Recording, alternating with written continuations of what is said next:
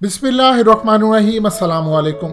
इस वक्त पूरे सऊदी अरब के अंदर इतनी बड़ी कैंपेन चल चुकी है, इतनी बड़ी कैंपेन तुर्की की प्रोडक्ट्स बायकॉट करने की कि पहले तो आम लोगों तक ये कैंपेन थी, लेकिन अब इसमें चूंकि मोहम्मद बिन सलमान का ऑर्डर है तो इतने बड़े लेवल पर पहुंच चुकी है कि सऊदी अरब के अंदर बड़ी बड़ी सुपर मार्केट्स उन्होंने तुर्की की प्रोडक्ट्स का बायकॉट करना शुरू कर दिया। वहां पर इश्तिहारात लगाना शुरू कर दिए कि किसी सूरत तुर्की की प्रोडक्ट नहीं आपने खरीदनी। साथ साथ वो ये कह रहे हैं कि तुर्की की प्रोडक्ट खरीदने का मतलब है कि आप अपने पैरों पर कुल्हाड़ी मारे, और हर जगह से स्टोर से बड़े बड़े स्टोर्स के मालिकान जो वहां पर चेन्स चलती हैं उन्होंने तुर्की की प्रोडक्ट्स उठाकर बाहर फेंकना शुरू कर दिए, और जो सेक्शंस थे जहां पर तुर्की की प्रोडक्ट्स पड़ी जाती थी पहले, उन सबको ऐसा ऐसा खाली करना शुरू कर दिया। ये अचानक से कैंपेन इतनी ज़्यादा बढ़ गई है, इतनी ज़्यादा बढ़ गई है कि पूरे मुल्क के अंदर इसका इनेकाद होना शुरू हो गया। और इसमें असल में जो सूरत हाल पैदा हुई है वो तैयब उर्दुगान के एक बड़ा बयान आया था सामने। मोहम्मद बिन सलमान ने असल में उस बयान का जवाब दिया जो खिलाफत उस्मानिया की बहाली का जवाब है। तैयब उर्दुगान ने हालिया जवाब दिया कि देखो तुम लोग तुर्क नस्ल से हो, तुम लोगों की हिस्ट्री है बहुत ज्यादा लंबी, सैकड़ों साल पुरानी है। तुम्हारे आबाओ अजदाद ने दुनिया पर राज किया है। ये क्या यूरोप, ये क्या अरब ममालिक, ये सब तुम्हारे थे। तुम जागो, तुम ताकतवर बनो। ये बहुत सारे जो ममालिक हमारे सामने आते हैं इनका तो कल तक कोई वजूद ही नहीं था, इनकी तो कोई तारीख ही नहीं है, और इस सूरत हाल में हमें आकर ये डराते हैं। उन्होंने एक पैगाम दे दिया कि पता नहीं कल को ये वजूद में रहे ना रहे, लेकिन तुर्कों की पूरी तरह एक हिस्ट्री नजर आती है, लेकिन इन ममालिक की नहीं। अब तैयब उर्दुगान ने जिनकी जानिब इशारा किया था वो असल में सऊदी अरब था। देखिए, तुर्की को सब इलाके जो उनके टूटे, खिलाफत उस्मानिया टूटने के बाद ये टुकड़े टुकड़े हुआ, उनमें से सबसे ज्यादा अगर कोई दुख है इलाके जाने का तो वो है सऊदी अरेबिया। अब मक्का मदीना जाने का उनका ख्वाब हमेशा से रहता है और उनको लगता है कि हमने यहाँ पर हमेशा हुकूमत की है, इसलिए वो बार बार कहते हैं कि इनकी क्या हैसियत है। ये तो 1930 के बाद इन्होंने अंग्रेज़ों के साथ मिलकर बगावत की, और बगावत करने के बाद मुसलमानों के खिलाफ गद्दारी की, इनकी राह के अंदर है। इवन की सूरत हाल ये है कि इस कैंपेन को तुर्किश मीडिया ने जिस तरह चलाया, उन्होंने कहा है कि आप जानते हैं, अपनी आवाम को वो बता रहे हैं कि क्यों हमारी प्रोडक्ट्स का बाइकआउट करें। क्योंकि एक चीज़ आप ज़हन में रखिए कि वहाँ पर जो बड़े बड़े बिजनेसमैन है, बड़ी कंपनी है, वो ओबियसली मुतासिर तो होती हैं अगर एक मुल्क करता है। सऊदी अरब को इतना बड़ा मुल्क नहीं है कि अगर वो करेगा तो तुर्किश मार्केट बैठ जाएगी।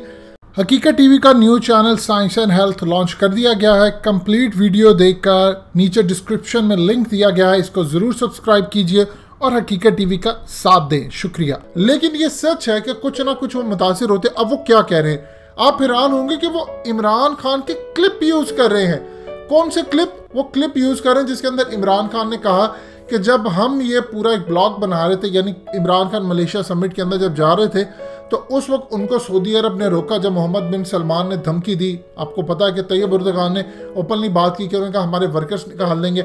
असल में तो ये जो धमकी थी वो इसराइल के कहने पर दी गई थी, और जाहिर सी बात है उस वक्त सऊदी अरब नहीं चाहता था कि पाकिस्तान ये खबर दुनिया को बताए, लेकिन तैयब उर्दुगान के मुंह से कहलवाया गया। अब ये किसने कहलवाया ये आप अच्छी तरह समझते हैं। बहुत सारी बातें होती हैं जो आप नहीं कह सकते, लेकिन किसी और के मुंह से कहलवाई जा सकती हैं।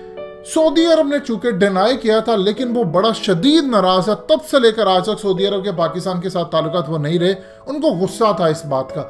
अब इस सूरत हाल के अंदर वहाँ क्लिप चलाए जा रहे हैं कि देखिए, ये तुर्की के साथ इन्होंने लड़ाई नहीं की, इन्होंने पाकिस्तान के साथ भी की है। ये पाकिस्तान को भी दबाना चाहते थे। सारी जिंदगी पाकिस्तान की फौज ने इनकी खिदमत की है, इनकी हिफाजत की है, इनके जनरल वहाँ पर जा रहे हैं। अब वो वहाँ पर कैंपेन चला रहे हैं अपने बड़े बड़े मीडिया चैनल्स के जरिए, और वहाँ पर बता रहे हैं कि किस तरह इन्होंने पाकिस्तान को भी दबाने की कोशिश की। इमरान खान का क्लिप चलाया जा रहा है, फिर तैयब उर्दुगान के साथ उनकी दोस्ती और हवाले दिए जा रहे हैं कि किस तरह पाकिस्तान के अंदर ये सूरत हाल चल रही है। आप ये देखिए, तुर्किश पार्लियामेंट के ये एक रुकन है। अब जरा इनकी ट्वीट आप पढ़ेंगे तो आप हैरान होंगे। वो कहते हैं कि मैं पाकिस्तान आना चाहता था, लेकिन अरबों के कुछ वफादार मुझे इमरान खान तक मुलाकात करने नहीं दे रहे, और वो इमरान खान के वजीर मशीर, यानी उन्होंने कहा इनके इर्द गिर्द जो लोग बैठे हैं वो कहीं और एजेंडा लेकर बैठे हुए हैं और वो मुझे मुलाकात करने नहीं दे रहे। सो इस लेवल की सूरत हाल आप समझ रहे किस तरफ आ रही है। देखिए इस वक्त सूरत हाल ये है कि तैयब उर्दगान ने जो एक ड्रामा बनाया वो इससे तुर्क नस्ल को कह रहे हैं कि तुम्हारे ऊपर कब्जा किया गया था, मुसलमानों ने भी तुम लोगों को तोड़ा, गैर मुस्लिमों ने भी तोड़ा, अब वक्त आ गया अपने इलाके वापस लो, चाहे सऊदी अरब हो चाहे अरब ममालिक हो। सिर्फ कतर के बारे में ये बात कहते हैं कि ये जानशीन है खिलाफत उस्मानिया के, बाकी सबको वो ओपनली कहते हैं कि इन लोगों ने गद्दारी की है और इन लोगों ने गद्दारी करके मुसलमानों की पीठ में छुरा घोंपा है और अल्लाह के घर के नाम के ऊपर हमसे गद्दारी की। अगर हम उस वक्त लड़ते तो क्या आप अफोर्ड कर सकते थे कि मक्का और मदीना के अंदर कोई ऐसी लड़ाई हो जाती मुसलमानों की? हमने तो उसको बचाने के लिए सब कुछ सरेंडर किया और बस एक छोटे से तुर्की तक महदूद हो गए।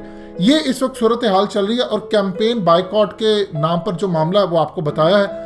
अभी सूरत हाल में मोहम्मद बिन सलमान ने असल में तैयब उर्दगान की खिलाफत उस्मानिया वाले बयान पर जवाब दिया है उनको और कहा है कि अगर तुम ये समझते हो कि तुम दोबारा होगे तो तुम्हारी बड़ी गलत फहमी है, हम यहाँ से बायकॉट की कैंपेन चलाते हैं। और अब ये कैंपेन वो अगले लेवल पर लेकर जा रहे हैं। देखिए जो कुर्द हैं, चाहे वो इराक के हों या चाहे वो कहीं और के हों, उन्होंने भी बड़ी कैंपेन का बायकॉट किया। आर्मीनिया भी अब बायकॉट कर रही है और कह रही है कि तुर्किश प्रोडक्ट नहीं लेनी।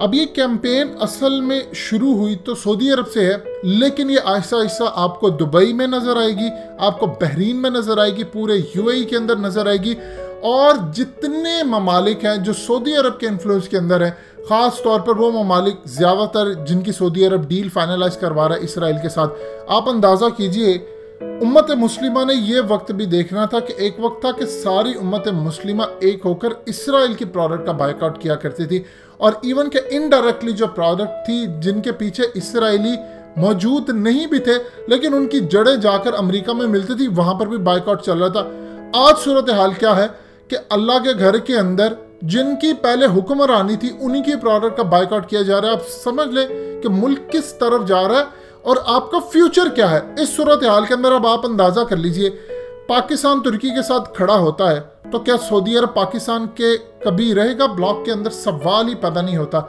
इससे ज्यादा बड़ी बात क्या होगी कि इस वक्त इसराइली ओपनली ऐलान कर रहे हैं कि वो एक नया ब्लॉक बनाने जा रहे हैं और वहां पर आपको लीड करता हुआ इसराइल नजर आएगा। उसमें इंडिया भी है, उसमें अरब ममालिक भी है और ये ईरान और तुर्की के खिलाफ इस्तेमाल होगा। पहले ये कहते थे कि देखिए जी ईरान वालों का मसलक और है इसलिए हमारी उनसे लड़ाई है। ईरान वाले भी ये कहते थे कि सऊदिया के साथ मसलक के इख्तलाफात हैं, लेकिन तुर्की के साथ इख्तलाफात की क्या वजह है? सिर्फ इसलिए क्योंकि तैयब उर्दगान ओपनली ये बात कर रहे हैं कि नहीं, हमें हर सूरत खिलाफत उस्मानिया बहाल करनी है।